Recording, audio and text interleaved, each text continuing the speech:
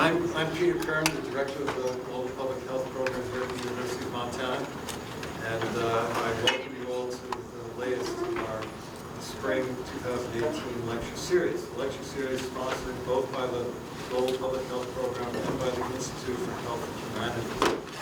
So tonight we have a lecture by one of the members of our External Advisory Committee, Dr. Joe Knapp. And he's going to be talking on specialty care in developing nations, an oxymoron or an aspiration. Dr. Knapp is a cardiologist at the International Heart Institute of Montana at St. Pat's Hospital. He studied medicine at Georgetown University, and he's practiced in Missoula since he completed his cardiology fellowship at the University of Arizona in 1982. Between 2009 and 2012, Dr. Knapp took 5 extended missions to Addis Ababa, Ethiopia, as part of a multinational educational attempt to establish a pediatric cardiology presence in Eastern Africa. The effort was sponsored by Chain of Hope Charity, brainchild of Sir Magdi Jacob in London, to foster cardiac and cardiac surgery care for children with congenital heart disease and valvular heart disease in the developing world. Addis Ababa happens to be a place very dear to my heart. That's where I first started my teaching career and where I wrote my dissertation on Addis Ababa, partly to deal with the public health situation there. So I'm particularly thankful that we have Dr. Knapp here as one of the people who would like to showcase in terms of what people here in Missoula have done around the world. And I think you're going to see he's done some pretty amazing things. So please join me in welcoming Dr. Knapp for this lecture tonight. Well, thank you all for coming. I'm Joe Knapp. As Peter says, I'm a cardiologist. I am in the throes of attempting to retire and have been for some time, having been now in Missoula for 36 years, which is just beyond comprehension for me that it's been that long. I work at the Heart Institute at St. Patrick Hospital, and as Peter mentioned, it's called the International Heart Institute, and that is intentional, and it's for not the reasons that most people think. The international part of the Heart Institute was the brainchild of Dr. Carlos Duran, who was a Spanish national whose father was a physician. He was trained in medicine in Spain and trained in cardiology in London, and he became basically a cardiac surgeon and was one of the pioneers of some very, very sophisticated valve surgery that revolutionized cardiac surgery back in the 1970s through the 1990s. Dr. Duran died this year at age 86 at his home in Spain. But he lived here for some 15 years as part of our group. He was really kind of one of the founding forces behind it, and he was the founding force behind the international part. Most people think of international as being something where you do work, where you basically, involved, have your facility or your institution, an area where people come to from all over the world to take advantage of your care. That's not the purpose of the International Heart Institute. The international part specifically identifies our responsibility not only to our local community, but to the entire globe that we live on. And as part of that, I got involved in this particular effort. A number of us at the Heart Institute have worked all over the world. 2 of my partners have worked and spent significant times in central China, working with various groups there, both in traditional as well as in non-traditional medicine. And my particular involvement, as you're going to see here, was with a program in Addis Ababa, Ethiopia. This is Dr. Bilal Adegaz. Oh, first of all, have any of you read Cutting for Stone? Okay.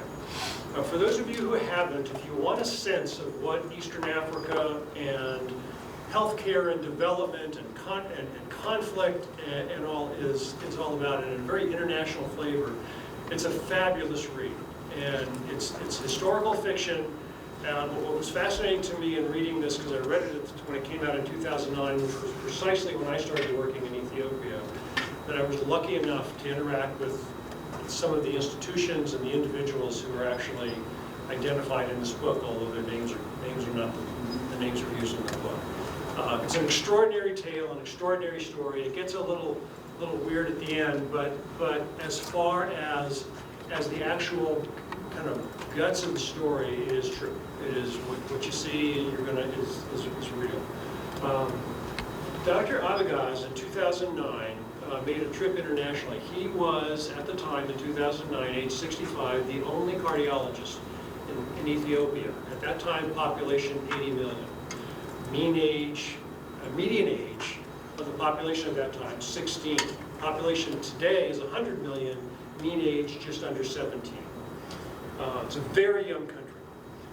For those of you who know African ethnography and all, it's fascinating. I knew nothing about African ethnography prior to meeting Dr. Abegaz. I do now.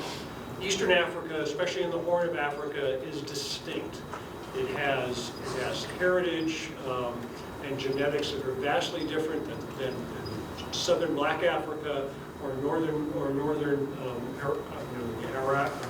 Arabic portions of Africa. It's this distinct ethnic, ethnocultural, and geographic area. And it's really the foundation of humanity is believed to be obviously in the Rift Valley, which is in the center of Ethiopia.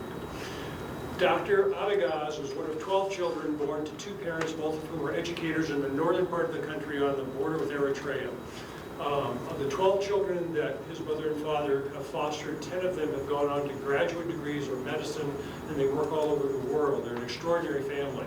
The most successful one, though, did not go to college. He ended up running a gas station and is one of the wealthiest gas folks in all of Ethiopia right now. So go figure. Any event, Dr. Abegaz trained in the United States as a cardiologist and returned to his country, which was distinctly unusual.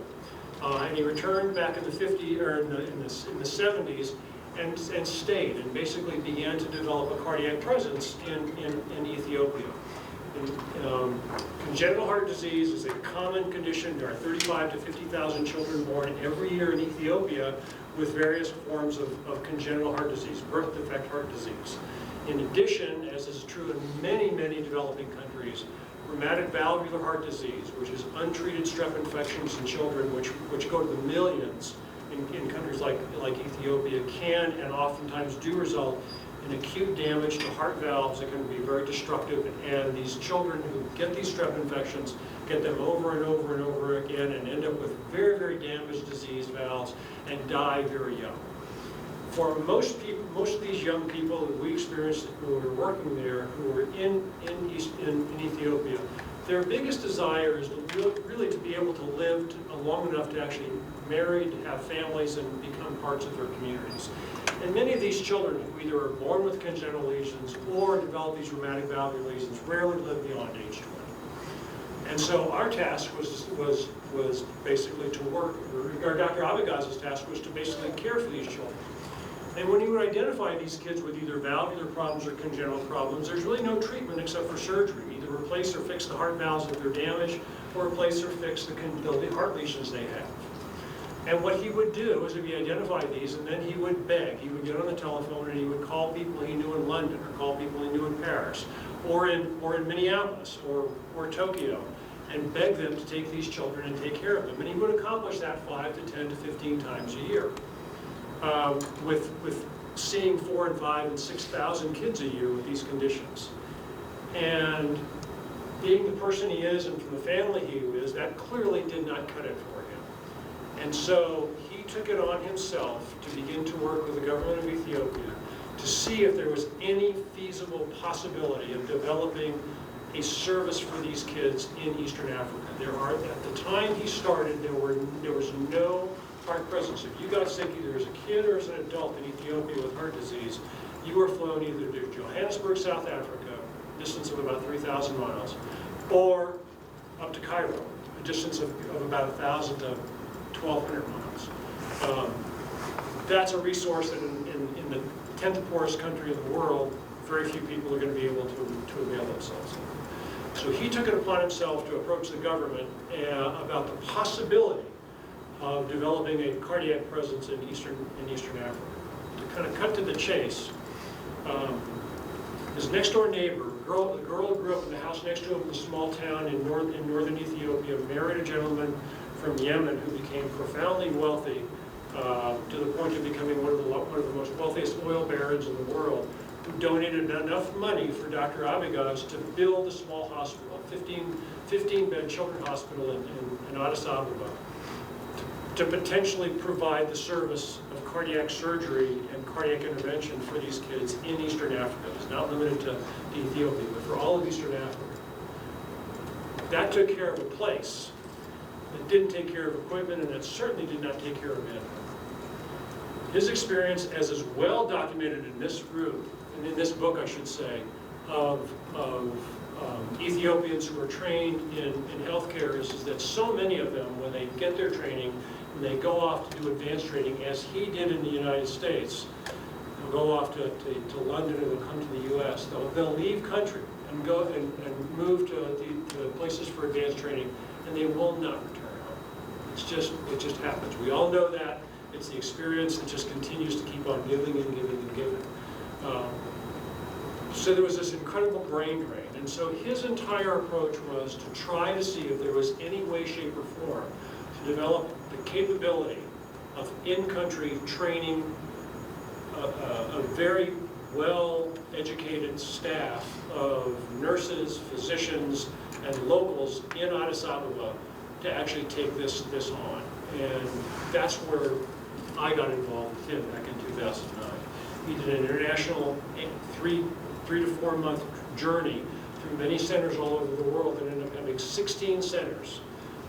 Minneapolis Heart Institute, the Denver Children's Heart Institute, the Children's Hospital of Phoenix, among them, as well as 13 others around the country, including ours here in Missoula, to join them in an effort to address the health needs of children in Ethiopia. Let me just start this slide. I'm just going to let this run, and I'm going to just caution you that you're going to see what this whole purpose here is to show you what our days were like and what these kids were like, the kids we took care of, their families, what their experience was in their own community to care for them. This particular group you're just going to see here, the white guys you're going to see here are actually colleagues of mine from the University of Arizona that I joined on a trip there in 2010. This is one of the 5 that I made. All of us volunteers, all of us, we were there for a month this time around. This was all done on basically on our time and on our effort. These are expensive undertakings. Can we dull the lights a little bit so you can see this a little better? Ethiopia is a fascinating country. 100 million people, 80 different distinct tribes. It's a tribal culture, much like many of the cultures in Africa. 80 different tribes, multiple different languages. It's fascinating. In addition, it's fascinating from a religious heritage standpoint as well, in that it is a predominantly Christian country and has been since the 3rd century, when Christianity became the national religion. Before Constantine declared the Holy Roman Empire, there was Christianity was the designated faith of Ethiopia. In the 7th century, it's an Orthodox Coptic Christian heritage. In the 7th century, when Islam split with the Sunni Shia schism, a sizable minority of Sunnis were effectively forced out of Saudi Arabia and crossed the straits into northern Ethiopia, into the Christian-dominated country that became Ethiopia, and were warmly welcomed by the local Christian community. And since the 7th century, when that occurred, and Peter can speak to this as well, since the 7th century, these two religious cultures have lived side by side in relative harmony. It's not like there is not any strife at all. There's certainly, I'm sure, there is. But most of the strife that you see, certainly in Ethiopia, that we were made aware of, is not so much religious as it is tribal. And there is certainly tribal sectarianism in Ethiopia. If you know anything about Ethiopia as well, it was one of the countries that became Marxist back in the when the Soviet Union was formed back in the 50s, 60s, 70s. Became a Marxist country. It was dominated by a Marxist regime for a long time. That comes with an awful lot of bad baggage, but it also comes with a commitment at that time towards education and towards healthcare. And they developed systems of education and systems of healthcare that still maintain their presence in the country even as of now. One part of their healthcare mandate was to develop local clinic availability throughout the entire country. So every village would be provided with some form of healthcare, very much like the barefoot doctors that occurred in China back in, during the Maoist revolutions. The same thing, same similar process occurred in much of Ethiopia. So it had kind of a historical medical presence throughout the country. Dr. Abegaz was able to marshal those individuals to identify kids with heart problems and refer them in to this small hospital that he had developed here in Addis. This is actually in the hospital. Kids are kids, they've got to play, and nurses are God's gift to mankind. They will do anything, especially when they're involved with kids. Many of these kids came from far and wide, well beyond the confines of Addis Ababa. Many of them spoke languages and dialects that nobody else in the institution spoke. Many of these came from smaller areas where either the Amharic language, which is the official language of the country, or Oromo or Tigray was not spoken, which are the larger areas. So communication was always, with these children and with their families, was actually quite challenging. Yet what came across in dealing with them, to the extent we could, was an understanding is that these parents, like parents everywhere, are concerned about their kids and they want what's best for their children. So many of these folks would come 600, 700, 800 kilometers, oftentimes by multiple different modes of transportation. Many of these folks live in areas where electricity, even at the time, was not present. The vast majority of the kids we cared for literally did not come from the capital area. We would work side by side.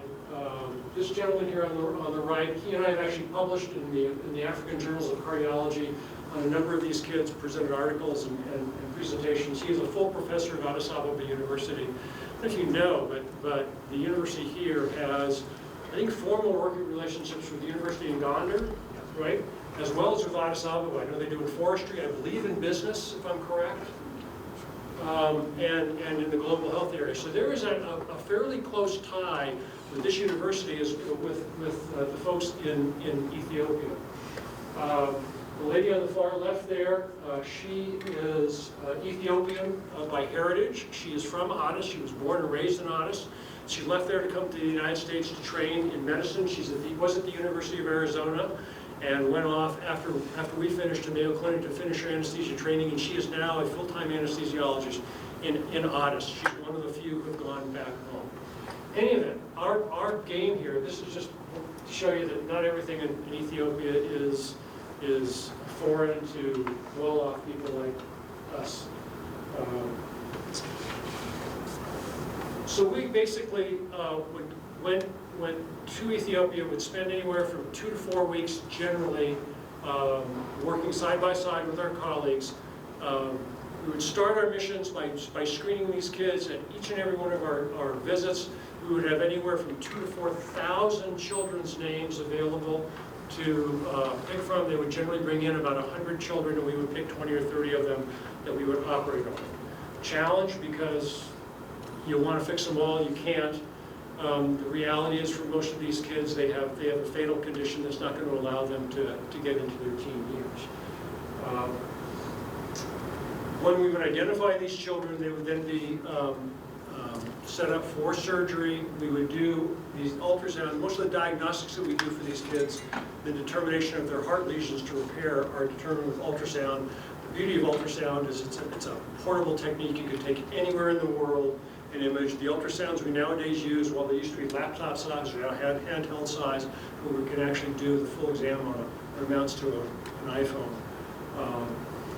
The fellow on the left is the director of the hospital. He actually runs the hospital. He's the one responsible for getting us all of our information, or all of our equipment.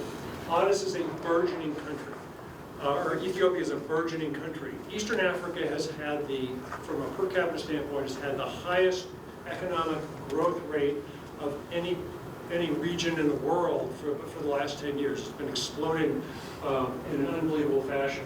It is a cultural crossroads. The 100 million people, while they have these multiple ethnic groups, represent all sorts of diverse view kind of worldviews, and it's just a fascinating place to be. This is the actual small hospital. It was built for just over $1 million, bought from this donation from this gentleman in Yemen.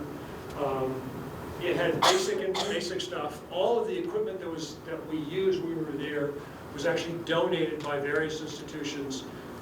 When we would, for our group, when we would go over, we would have to basically bring all of the necessary durable supplies, things that we would utilize, whether it's syringes, needles, tubing, fluids, everything short of blood, we would actually have to bring with us. And so on our trips, we would bring anywhere between $200,000 and $400,000 of donated equipment, much of which came from our local hospitals, both hospitals, community and St. Patrick, as well as from industry, which allowed us to do things.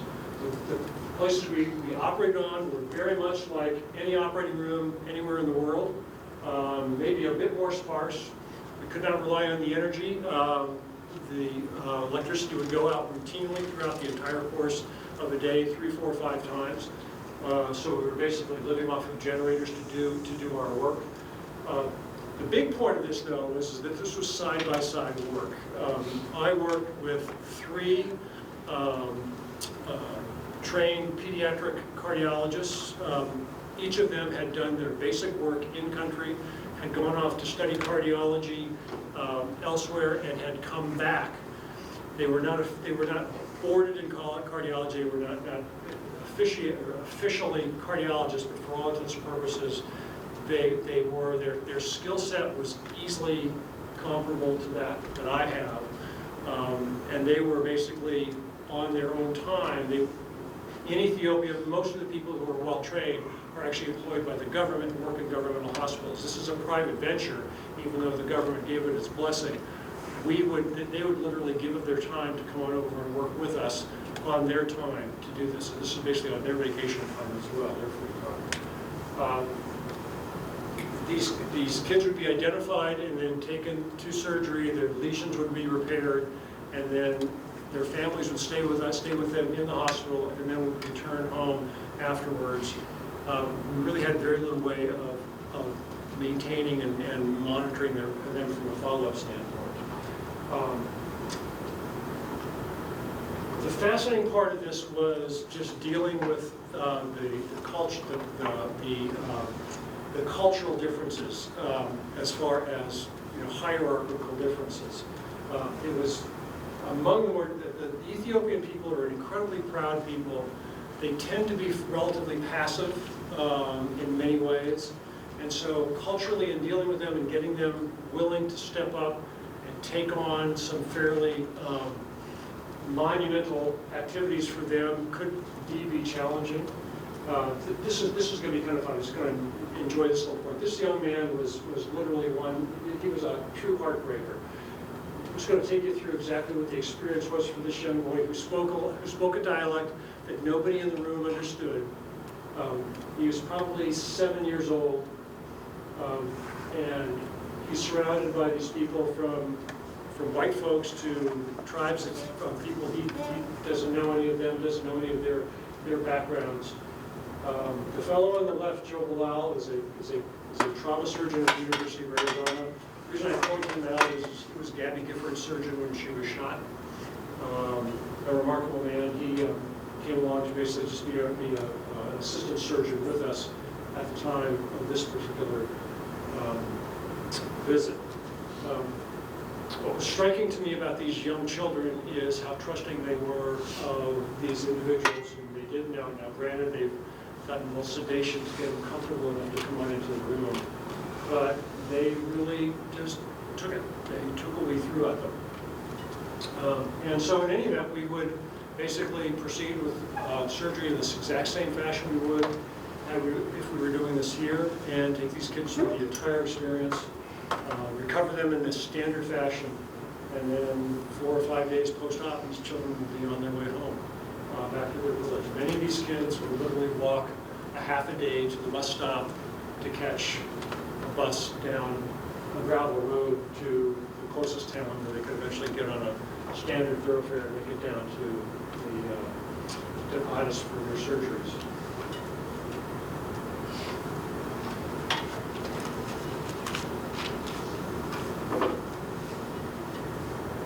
So we started this whole program in 2009, and between 2009 and the end of 2012, early 2013, when I stopped going, I made 5 separate trips, the shortest a week, the longest a month, most of them about 3 weeks long. We would operate from 4 in the morning till 10 at night, usually 5 kids throughout that time. It was extraordinarily demanding and taxing, challenging, but it's without a doubt the most kind of rewarding isn't even the right word. The most remarkable experience dealing with these individuals who were just truly dedicated. Because again, with the exception of some of these nurses who were staffed at the small hospital, all the physicians we worked with were donating their time as well, the Ethiopian physicians. We carried this on, like I say, through 2012, and for a number of reasons, the group that I went with, both from the University of Arizona, and I did that because I knew them from training times 30 years ago, as well as the folks here, both those groups chose not to continue to participate for various reasons, mainly having to do with just time demands, and fell out of favor. In 2012, the Minneapolis Heart Institute, which is a very well-recognized heart center, took on the entire project and maintained it between 2012 and still do today. And they have maintained these ongoing trips. When we initially started in 2009, the intent was for us to begin to go over, and between 2009 and 2014, spend enough time side by side with the various individuals to give them enough skills so they could do basic cardiac surgery in Addis Ababa, independent of itinerant surgeons and practitioners like me. It became quite clear by 2012 when we started this that was just not going to work, that the experience of dealing with these itinerant physicians, itinerant groups, while good, was not the same thing as being hip deep in the middle of a program continuously.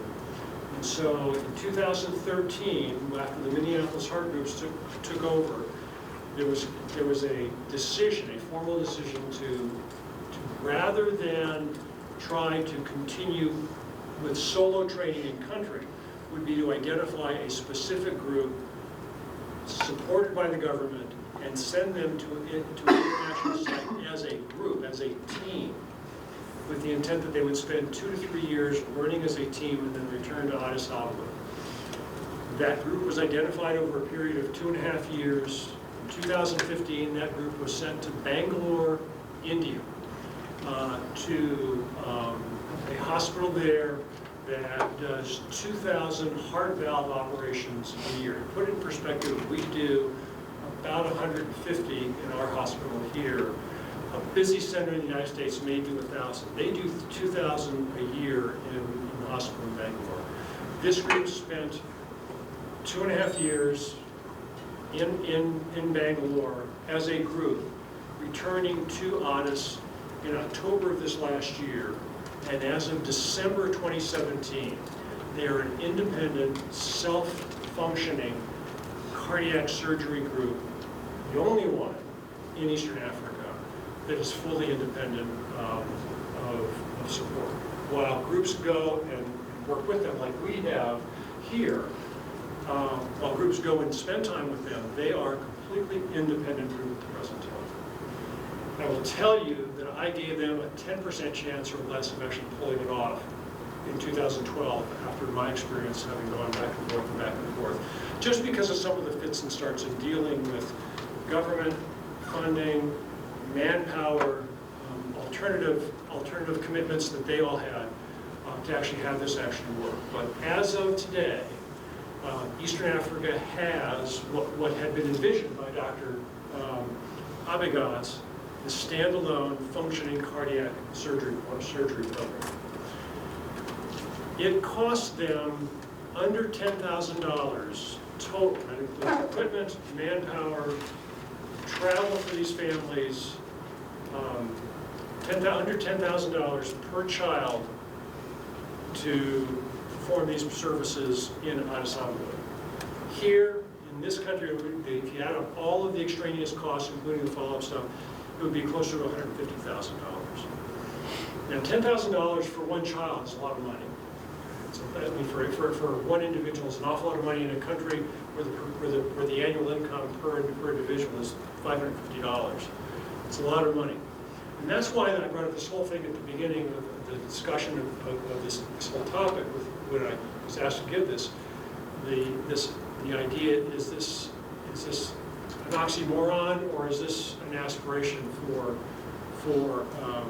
countries like Ethiopia? I really don't know how long this is actually going to last in Eastern Africa. And we talk a lot about these individuals that we care for, and for them this is an outrageous amount of money to be spending on one child. But again, when you consider the benefit potentially accrued to these children who at age 3, 4, 5, or 6 are going to have a surgical procedure that may allow them to have a normal life expectancy, which in Ethiopia is 65, give or take, versus a truly dead-end condition that has no other particular therapeutic alternative. It's a challenge. I think it's an ethical issue as to how best to use resources. The reason I want you to see this stuff is, and these pictures, is each and every one of these is a remarkable young person. And we deal with this in medicine all the time, which is doesn't matter whether you're in Ethiopia. By the way, the gal on the right is the wife of the cardiac surgeon who you just saw. And she's a pediatric neurologist who still works at the University of Arizona. We deal with these conundrums of how to use limited resources in difficult environments all the time. It's not isolated to, obviously, Ethiopia. I mean, it exists on every Indian reservation, it exists in our institutions here, it exists in our community here. Continuously dealing with the challenges of limited resources and effectively unlimited demand. But I think it's always important, and for any of you who will at some point end up in the healthcare professions, understand that while we have obviously a communal responsibility to use resources wisely, the primary responsibility is for that individual sitting across the table from us that we're talking to, and to be able to provide them the best services we as individuals can provide. I think we're going to see more of these kinds of activities. I know that the eye surgeons that practice here in Missoula, a number of them have over the years done remarkable work dealing with cataracts all over the world. A remarkable problem in so many parts of the world. River blindness still exists. There are many other types of similar activities that carry on literally around the globe on a regular basis. When I went into medicine, and particularly into cardiology, having been a Peace Corps volunteer prior to medicine in Peru, one of the conundrums I faced was determining what my path in medicine was going to be. And it was challenging to me working in cardiology because at the time, back in the 70s and the 80s, there were very limited opportunities for this kind of work internationally for people like me. But that's not the case anymore. Activities like this are becoming more and more commonplace. And And I think we'll be seeing, hopefully be seeing more and more in many different specialties as well as time progresses. So this is just a story. This has been my personal story and an incredible adventure. And I will tell you that of all of the things I've done in 35 years of medicine, actually more than that, 40 years now when you include schooling, of all of the things I've done, this was by far the hardest from the standpoint of hours and time and difficulty and challenge. But without a doubt, you know, it's also one of the 2 or 3 most rewarding things that I've personally been involved in. And I think that it's a challenge. I think we have to kind of look internally at what drives us, what makes us who we are, what makes us tick, and what is it about ourselves that we're going to be able to give back to this planet we live on in some form or fashion that may make it a bit better for 1 or 2 or 3 or 4 individuals. You know, very few of us are in positions where we make have major effects on broad swaths of the population. But we all have an opportunity to benefit some individual at some time, and this is part of my pay it forward. It was an extraordinary experience. I'd do it again in a heartbeat. I'll stop.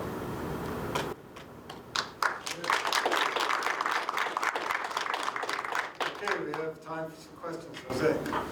I don't mean to diminish any of your work, but I think it's absolutely remarkable. One thing that kind of comes to mind is in philanthropy today, there's this whole concept of earning to give.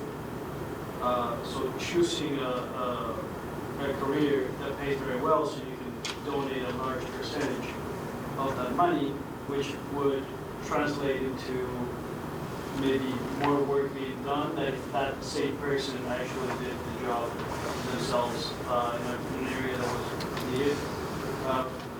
Do you think there are any backdrops to taking that route? Oh, I think it's perfectly legitimate. You know, Bill Gates, I mean, that's the one that just drives you, that just kind of jumps out at you. Actually, it's not Bill. Bill Gates, my wife and I went back to grad school in public health back 25 years ago when I was practicing here. And we actually went to the University of Washington School of Public Health. And while there, lived in a house with a guy who was Bill Gates' French teacher in high school. To put it simply, the philanthropy in the Gates house is not a congenital part of Bill Gates' makeup. That's not him. He's a geek. He's a walk. Melinda is a remarkable lady, and she is really the force behind all of that. I think that's a very valid. You know, things can be yes and yes, and I do believe that the whole concept of giving, whether it's greenback, we couldn't have done this without this Yemeni oil guy who was rolling in the dough, given $1 million to build this little hospital. We couldn't have done this if Medtronic, which is a industry in healthcare that makes valves and things, didn't give us $100,000 worth of valves to take along with us. We couldn't do this without that. That's completely valid. But Bill Gates can't put a heart valve in. Okay? And I don't make $50 billion. I've not made $50 or $100 billion. I think every individual, this I think is really key. Every individual has a talent. What do you want to use the talent for? Do you want to use it for self-aggrandizement and your own benefit, or do you want to basically take that and make something above and beyond yourself? You know, the Warren Buffetts of this world have done some remarkable stuff. You think about what capitalization he's been able to accomplish. So I don't think that they're necessarily exclusive, and I don't think that any one track is the right way. If everybody just basically went down the philanthropic track to basically make it as much as you can to give it to support things, then who would be actually doing the work? You need them all. They all have to basically intersect in some form or fashion. We just happen to be blessed enough I happen to be blessed to work with a group that had this as part of their mission, as well as a hospital that allowed us the time, because we were gone from work. You know, my partners had to, when I was gone, the work was still here. They had to pick it up for me. And the hospital, you know, was fortunate enough to still support us as we went overseas to do this. It takes a bunch of folks pulling together to utilize different talents in different environments. It's just identifying where you think you can make a difference.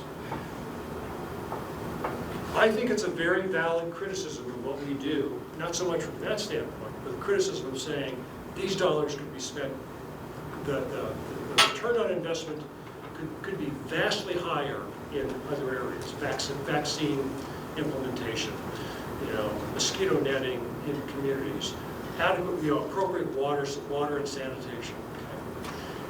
I get that, and I believe that. I think that's key, especially if you're you're responsible for setting policy on a national or on some kind of a larger level. That's not me. I don't exist in that world. I exist in a one-on-one world.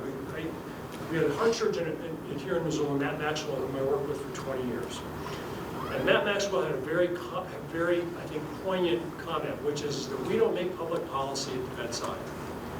Our job as clinicians, and I know there are other medical people in here as well, our jobs as clinicians is to take care of the person that comes in the door, regardless of who they are, what they've got wrong, and give them the best advice and the best therapeutic options available to them. And obviously that doesn't happen in a vacuum, but that's my job. My job is to be there for that little kid at this time. And if he walks out the door of the hospital after he's cared for, my job is to do it for the next kid who walks in. And they just keep coming. And that's where I think the distinction exists. It's who you are and what talent you have. No. First of all, I'm one of your customers. Thank you. And, I've had several cardiac episodes. Anyway, I'm here. My background is in economics, so what you said resonates, and you anticipated. I was going to circle back to what you said about allocation of resources. I'm also worked a lot in Africa, including not so much in Ethiopia, but more in Eastern Africa. In terms of the sustainability and replicability of this particular facility, and does it have operating?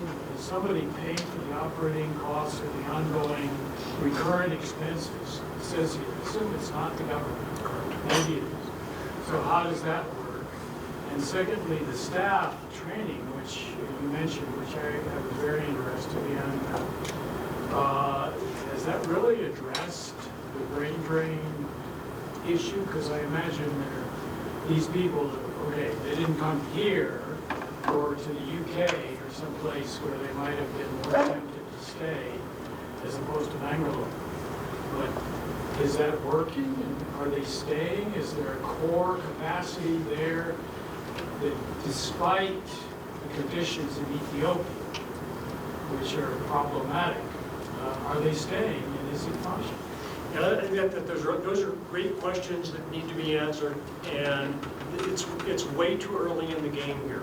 I think one of the learning points, and you know what, for every step forward, there's a half step backwards kind of in this whole thing. The idea that the one thing that could learn, probably the most important lesson to me in this whole thing, is when they sent folks off to train, they sent them as a team. They didn't send them as individuals. It's hard when you go over as a group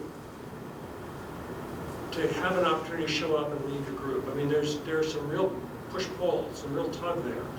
And I think that was ingenious. The individuals, and it was the individuals at the Minneapolis Heart that suggested this.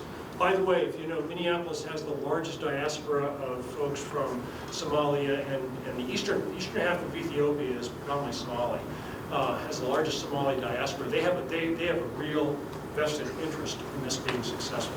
So whoever had that particular mindset of send these folks as a unit, not as individuals, I think really that's probably the single biggest lesson for me about all this, because they went as a team and they came back as a team. And so there's a real sense of camaraderie, unity, and kind of unity of purpose as well. the idea of having these individuals go off individually, the vast majority end up not coming back. As far as sustainability, again, this has attracted a fair amount of international attention because of what's happened, and the fact they've actually been able to get it as far as they've gotten. How long it will last is going to be dependent upon the resources that are continually made available to them. It's all done for free. This is completely done on philanthropic donations right now. And there's a foundation that is basically managed by the Minneapolis Heart Institute, based in this diaspora of Eastern Africans in Minneapolis who are driving this all right now. But they're driving it. They're actually getting it someplace. So is your expectation, or is it realistic, getting back to your oxymoron versus, what was the other? Aspiration. Aspiration, thank you. You know, is in terms of the finance side, what is, other than saying, okay, we're going to have donations, and donations are going to continue, and that's going to, which kind of makes me very nervous as to the sustainability and the dependability of that. It's challenging. I mean, is there the potential to have an endowment that would enable them to be less dependent upon this annual gifting? There is an organization which again is based out of Minneapolis called the Children's Heart Fund of Ethiopia, which has been in existence now for about 7 or 8 years. Yeah. This is their maybe this is what they're focusing their time and efforts on. Is this particular undertaking? And also from domestic, is there any, you say, okay, there's not charges here, but are there domestic, actual or potential domestic Ethiopian sources, either from those inside Ethiopia or from the diaspora? And I think again, from what the folks in Minneapolis have written, that is their tact, is to take the Eastern African diaspora as their target for ongoing support. And we'll see where it goes. I'd like to follow up on that sustainability question too, and a couple of questions here. One is about how many operations are they making now as a team since they've been back? So I presume they're full-time now. It's not like when you came there and worked for 3 weeks. So how many are they able to do now? And also, another question I thought of is there any possibility of telemedicine being part of this whole picture? Is there anything you could do from here without going there that might contribute to this effort? Not surgically directly, but there is this whole concept of tele-ICU, intensive care management. We actually employed that on these trips. We had more than one occasion where we'd have a sick kid who would get operated on and would go into advanced respiratory distress, for example, or end up, diabetes is not a big problem in this particular group, or would become septic, sick, infected.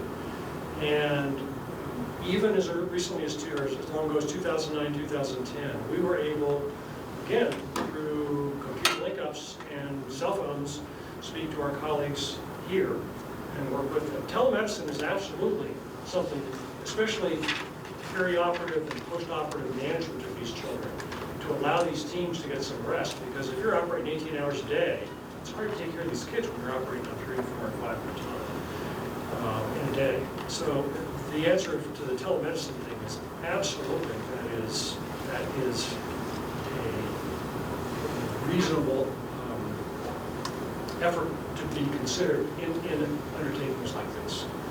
We actually, locally, not so much at St. Pat's, but St. Joe's Hospital in Polson actually has a telemedicine ICU. Their ICU is actually attached to a regional ICU to provide coverage. So those things are coming, and they're going to be more and more common in efforts like this assuming they're successful over time. As far as the numbers they're doing, they're on track to do 700 cases, 700 open hearts this year, which is 3 a day, Monday through Friday, 220 days times 3. They're on track to do that. They have workload capacity. They could do 4,000 a year if they have the capacity. But the environment, the number of kids who are in need of this is just beyond belief. But it's identification. It's a screening thing. That's what their target is. Their target is 700 cases a year. How about on the preventive side? Are there any efforts there in terms of avoiding the infection? When this hospital was built, it is built on the campus of the Black Lion, which is the largest public hospital in Ethiopia. It has 4,000 beds, has electricity 4 hours a day. They reutilize needles 50, 60, 70, 80 times, which is why during the HIV epidemic, 80% of the hospital population was HIV positive. The resources are just extraordinarily limited in this entire environment. Any event, the land that was procured for this small hospital, with the initial plans, the intent was to have this hospital plus a research institute to specifically begin to target vaccines against the various bacteria that are responsible for the development of lymphatic valvular heart disease. That has gone nowhere as a lack of funding. But it's not like it wasn't in somebody's imagination. It definitely was. Because this is a disease of a population of individuals who have hygiene issues in their environment and inadequate access to simple antibiotics in the best of circumstances. So preventive activities like vaccines is really the way to go to deal with this particular population. Yeah. Sure, thanks. Really fascinating. It hits close to home for me. I've worked in Africa 4 different times, from treatment through when I finished my residency, and most recently was 14 years ago now. And, I miss it, but I can't find my way back because I trained myself out of it. Even the procedural side of what I do isn't necessarily culturally appropriate, most likely. So I've thought about, avenues that plug. I started my life as an econ major, and so I think a lot along the same lines of sustainable development and allocation of resources. And my dad has been a nonprofit fundraiser my whole life, so that the question of philanthropy comes up. And so my personal mission statement now reads: get to the place financially where I can contribute to sustainable development in the developing world, because I've kind of lost hope that I'm going to be professionally relevant outside academia, right? Or skill development. I can show up and pretend to do some kind of general medicine with background in tropical diseases and try to overlay that on a lack of a public health infrastructure. Like you said, we don't have sanitation, we don't have vaccines, intervention pain work is really ludicrous. So I've been turning this over, and that's why I came on. Your title is intriguing. I guess I wonder. I guess I'm still left with the same questions of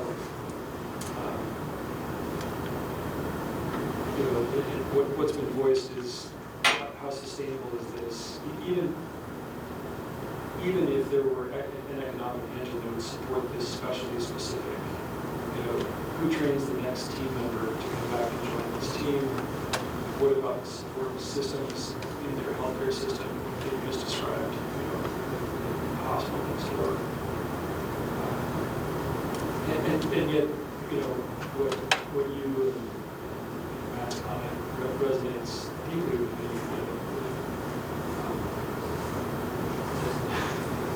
It's a good shot. There you go. Well deserved. Skipping out the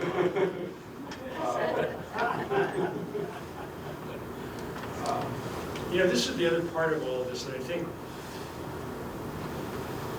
we miss a lot. I think one can make a big argument that much of what happens with organizations like the Peace Corps, if you were to look at it from an economic valuation standpoint, has probably marginal value. Where I think the issue becomes, for all of these kinds of activities, whether it's philanthropy, whether it's actually going and being on site, has to do with the human part of this whole thing. I'm not crazy enough to think that I made a hell of a lot of difference to healthcare delivery in Eastern Africa. But I met some extraordinary people and some incredibly talented, gifted, devoted individuals that I never would have met. And for me personally, it was worth every bleeding penny that I spent and moment that I gave to doing this. And that's priceless. And you can't put an economic measure, from my standpoint, on the value of all this. Now, I'm not saying that you can't, that you shouldn't evaluate things for actual benefit beyond that. But there are pieces of this. Economic metrics can take one only so far when you're dealing with healthcare. They're incredibly important when you're talking about resources. But healthcare, and I've said this before in other talks, those of us who are in medicine are among the few professionals that are oath bound to our profession. And I believe that the vast majority of us take that oath very seriously. We are also the only profession where we touch people's hearts, minds, bodies, and souls virtually every day. And I think that there's a reason why the humanities are so important. There's a reason why books like Cutting for Stone are so important. Because we're all going to die. One of my favorite comments ever made to me was by a retired internist in town, Dr. Jim Guo, who was here for practice for nearly 50 years, at a cardiac meeting that we were having where we were talking about complex things and survival dates or survival numbers and mortality rates, and he was laughing, and people asked him, why are you laughing? He says, well, all my patients die. We all die. But we have an experience in the process of getting there. And I think that the value of that, especially for people who do healthcare for a living, cannot be easily monetized. And so my only hope is that some of the experience, some of the incredible take-home that I've had from dealing with Ndali, who's a fellow on the far right there, that our interaction, he remembers as much as I do. And I'll take that to my grave. Way more than a lot of other things that I dealt with. I think Barbara Bush said it very well. If any of you have been following any of the stuff on her, she actually gave the commencement address at Wellesley. And one of her points was that it's important to be successful and to have a great career, but none of us on our deathbed opine the fact that we didn't seal the deal or we didn't complete this one particular task. We might well opine the person we didn't say thank you to, or the loved one that we no longer see. So I think you need to put the human part of this whole thing as well. That doesn't negate the other discussions, but I think it trumps it. It's interesting that you mentioned Barbara Bush because she was the co-founder of this organization called the Global Health Corps, which links fellows in teams, one fellow from the north and one from the south. And they actually have identified a few countries where they work, and Ethiopia happens to be one of those. referring to north, south, hemisphere. North and south in terms of the northern Developing countries, world the rich versus- countries and the poor countries. Not Dixie versus Yankees. So we got time for maybe a couple more other questions. I thought I saw a couple of hands up there. Given that the kids probably don't have the same access to long-term follow-up, especially if they're outside adults, has anything been, have there been more different ways or adaptations for different ways to do either the procedure or the follow-up protocols, etc., that have broader implications? I mean, that's generally Peter's question, what did you bring home? But Yeah. is there something that, like the Lukey procedure for spinal stabilization, because he knew that they weren't coming back after, developed a different approach to it. Has anything like that emerged?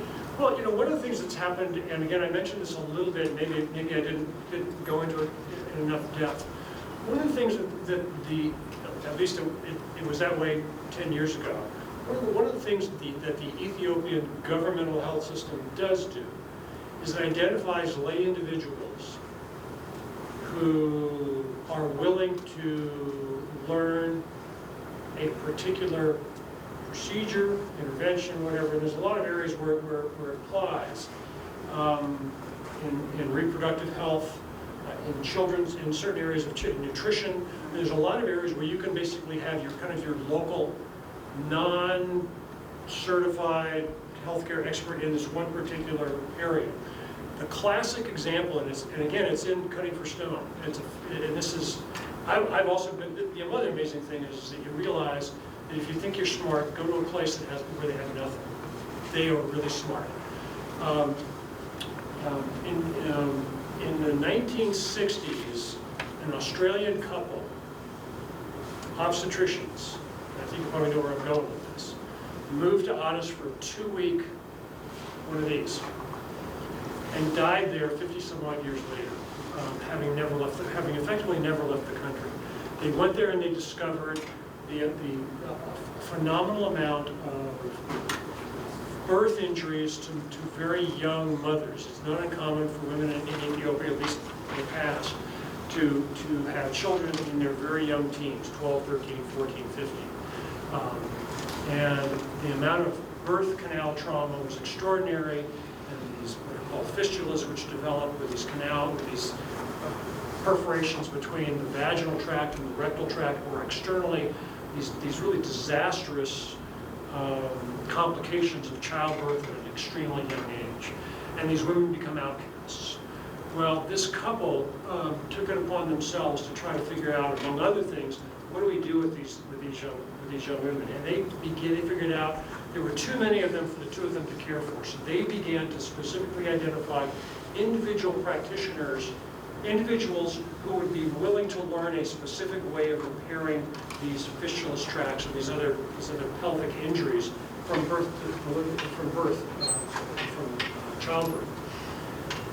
Eventually, one individual, and I can't remember the fellow's name, a young man, I believe he was in his late 20s, early 30s, showed a remarkable ability at this and became their go-to person and literally became the world's authority in repair of what we call rectovaginal fistulas, and maintained that, again, until his death very recently as well, and trained literally countless hundreds of individuals from all over the world in Addis on how to do this. And I was lucky enough to spend some time at that little hospital, which was just down the road from where we were, as well as at a little outpost they have for women after they have this done. The point is that there are ways of dealing with problems that we don't think of, that they think of, because they're faced with it way, way more than we are. And so I don't ever count these individuals that I work with down at all. I learn way more, at least as much from them as they learn from me. These guys who I work with, this individual, Dali Tefera, is without a doubt the most accomplished sonographer I have ever worked with. He can do things with an ultrasound that I would die to be able to have his clinical skills, because he does it day in and day out, continuously. Is there any way to transfer that back to lower the cost of our health care? Has anything emerged from there that we can benefit from back here or in other Or is it too early? Are we even looking for it? My guess is the answer is, I can't believe that the answer wouldn't be yes. I couldn't even give you a particular specific example, but to not appreciate the level of thought that these individuals put into the problems they face day in and day out, I think is really farcical. That's part of the reason this university is affiliated with places like the University of Otis and the University of Ghana. How do we capture that? How do we capture that wisdom and share it more broadly? You guys, Well, Question line, Peter? Well, I can't answer that question specifically either, but I think that there's lots of different ways we can do it. I think the main thing you want to do is you want to start out by keeping the exchanges going, so that you keep doing the kinds of things that Joe and others who come to this lecture series have done, which is moving back and forth, keeping the contacts alive, and keeping yourself open to the kinds of new visions and new ideas that people in these places have. And Have something to teach us too. yeah, exactly. And sometimes it's hard to articulate exactly what you learned when you come back, but you're changed. You're different. I mean, when I was director of international programs, I remember the students would come back, and every one of them would tell me, I've changed. My whole life has changed as a result of this experience overseas. But you may not be able to pick out one particular thing.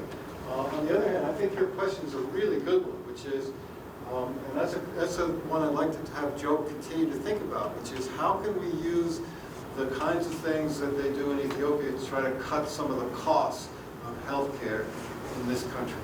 Because I think that's an area where we could indeed learn quite a bit from what places and people in poor countries are doing. Okay, last comment, and then we have to... Just that point, I mean, I would argue this is where policy comes in. You can't make policy from that side, but the store policy does factor in BP shunts, so for hydrocephalus in children. There's an Indian company that was manufacturing really, really cheap BP shunts for use in Africa and India, but the FDA won't approve them here. And this is where it comes down to liability.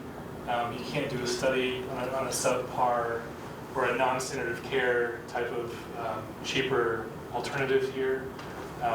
Those studies aren't accepted by IRBs. They're not accepted by the communities necessarily. So I think there has to be not just individually open-mindedness, there needs to be a kind of larger community open-mindedness to trying things that are non-standard of care now, but may reduce those costs, because I think that's where we're going to back off of the, many $1,000 BPS shots that we use now, and go to something that's cheaper and is just as effective, but we can't do those studies for anyone else. I just wanted to say thank you. Your story was beautiful. And all of these questions about sustainability, I get them. Like, we all want to put our time and money towards something that's going to make a difference for a long time. But I keep going back to what you said. And sometimes we just have to move forward with what we can do. And you made a difference in a few hundred individuals' lives and their families, and that is huge. I would be happy with that. And so I think it's so important for us not to get caught up in I can only do something if it's really going to be big and it's going to last long. No, go back. Make the 1, 2, 3 people's lives. I love that. Thank you. I'll leave you with one final comment, and that is, this is one of my favorite books. Another one of my favorite books is Malcolm Gladwell's Outliers. For those of you who have not read it, to summarize it very simply, most of the people who make a big difference in the world, they're rarely the smartest kid on the block. My take home from that book is 3 simple points. To really make a difference in things, you got to kind of be smart enough. If you're going to accomplish something, you got to have enough mental horsepower to be able to take on a task. Second thing is you got to devote enough time to it. The concept of 10,000 hours, whether it's piano or whether it's what I do for a living or what educators do with the research you do. In answer to your other question about accomplishing things, that just brought me to mind, as an undergraduate, I worked for a Nobel Prize laureate who did the same experiment 10,000 times before it worked. And then, so number one is you got to be smart enough. Number two, you got to devote enough time to it. And then number three is you got to get a chance. You got to get an opportunity. And they don't come along very often. And it's something you have no control over most of the time. And that's where I think these kinds of lessons I certainly have learned a lot from is there's things beyond each and every one of our control in these whole things. And some of us are lucky enough to have an opportunity and make and accomplish big things. But most of us just have pretty wonderful experiences. That's a great note to end on. So will you join me in thanking Joe?